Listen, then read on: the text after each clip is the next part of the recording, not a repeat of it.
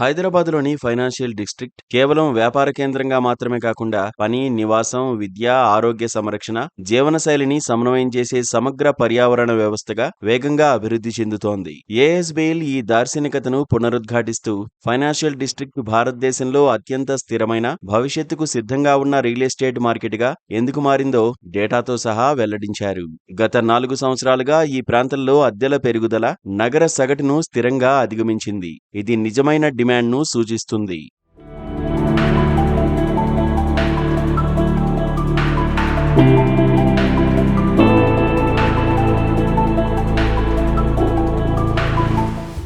హైదరాబాద్లో సాధారణంగా నమోదయ్యే 2-3% రాబడితో పోలిస్తే 2024-25 ఆర్థిక సంవత్సరంలో హైదరాబాద్లో 3 BHK అద్దెలు 25.7% పెరిగాయి. అనేక గేటెడ్ కమ్యూనిటీల్లో రాబడి 4-6% చేరింది. ఇది గ్లోబల్ కార్పొరేషన్లలో మధ్యస్థాయి నుండి సీనియర్ స్థాయి నిపుణుల నేతృత్వంలోని డిమాండ్తో నడుస్తోంది.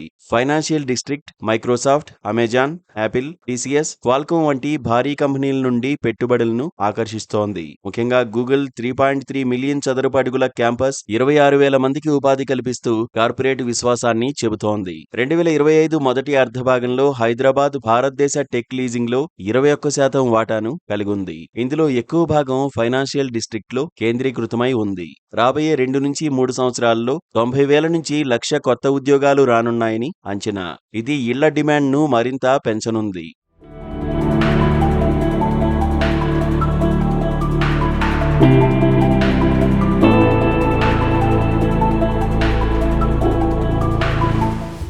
మెట్రో ఫేజ్ 2 విమానాశ్రయానికి మెరుగైన ORR కనెక్టివిటీ, అంతర్జాతీయ పాఠశాలలు, మల్టీ స్పెషాలిటీ ఆసుపత్రులు, క్యూరేటెడ్ రిటైల్, విశ్రాంతి కేంద్రాలు వంటి మౌలిక సదుపాయాలు ఈ వృద్ధికి తోడవుతున్నాయి. ఈ డిస్ట్రిక్ట్ ను వైవిధ్యంగా నిలిపే అంశం దాని వాక్ టు వర్క్ పర్యావరణ వ్యవస్థ.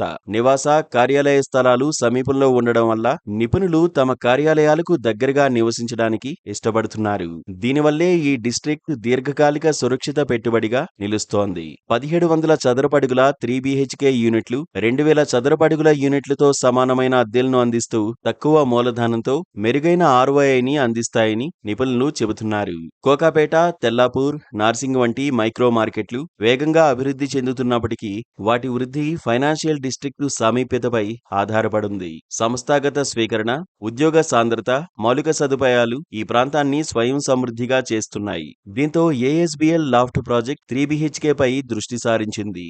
డిమాండ్ను చూసి అమ్మకాలు జోరుగా జరుగుతాయని ఏఎస్బీఎల్ వ్యవస్థాపకుడు CEO అజితేష్ కొరుపోలు భావిస్తున్నారు.